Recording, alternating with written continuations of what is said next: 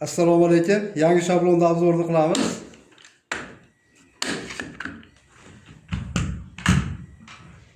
Eshikni pastki tomonidan 95 sm tuzib olamiz. Shundan uchiga 1 metrga to'g'ri keladi. Eshikni markazini chizib olamiz.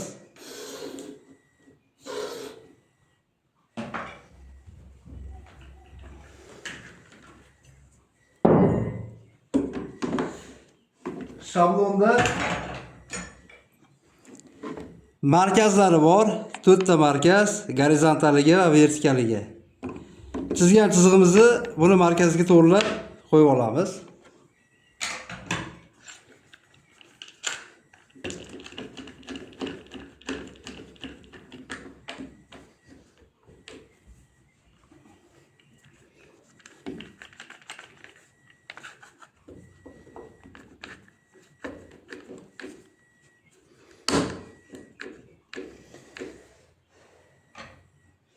Endi markaz o'lchaydiganini chizib olganmiz. Shablonni mana ikki o'lchak kelsa ham shu chiziqqa to'g'ri kelishi kerak, shu chiziqlari. Mana shu ikkovi shu chiziqqa to'g'ri kelishi kerak. Shunda o'ygan zamogimiz eshikni o'rtasiga, gorizontaliga ham, vertikaliga ham o'rtasiga to'g'ri keladi. Hozir bizda stimul degan zamogni o'yib ko'rsatamiz. Stimul stavka 22 ga 175. Magnitlar qo'yilgan. Ikkimacha ishlatsa ham bo'ladi shablonni.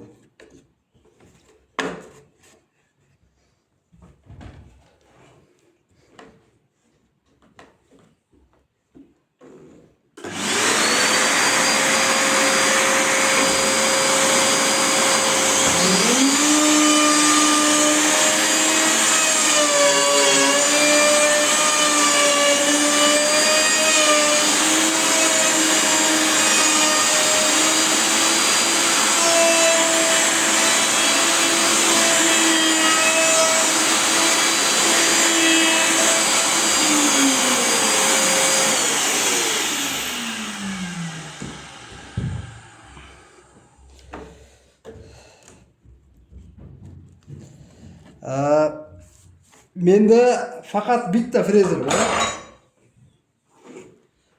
Kron 11002. Buni shagi 5 sm bo'ladi. Menda bittaligi uchun men bitta frezerda ham zamogni yuzasini, ham zamogni ichini olishni harakatini qilaman. Mana hozir yuzasini o'yib oldim. Yuzasini o'yganimdan keyin men stil zamog ichidagi stavkamiz. Buni qo'ygandan keyin bo'shatib yuboramanda buni 4 sm chuqur qo'yib olaman. Sababi men hozir mana bu tig'ni almashtirganimda bu tig' almashadi chuquriga. Irg'itib yuboradi, to'g'ri kelmaydi. Shuning uchun men mana shu kalta tig'ni o'zida chuqur qilib o'yib olaman.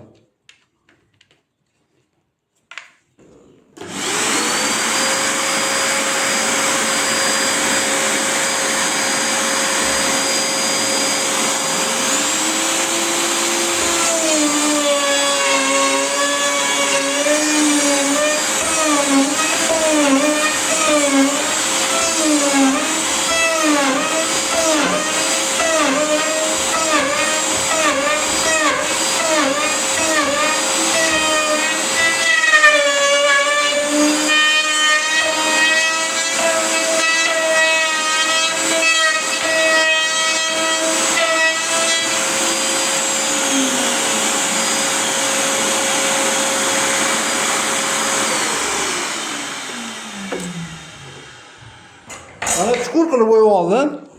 Endi bu tig'ni hozir mana menda uzun tig' bor, 13 sm. Shu tig'ni qo'yganimda irg'itib yubormaydi. Yana o'ysam bo'ladi. Tig'ni uzuniga almashtirib oldik. Endi zamogni chuquri bemalol tushaveradi.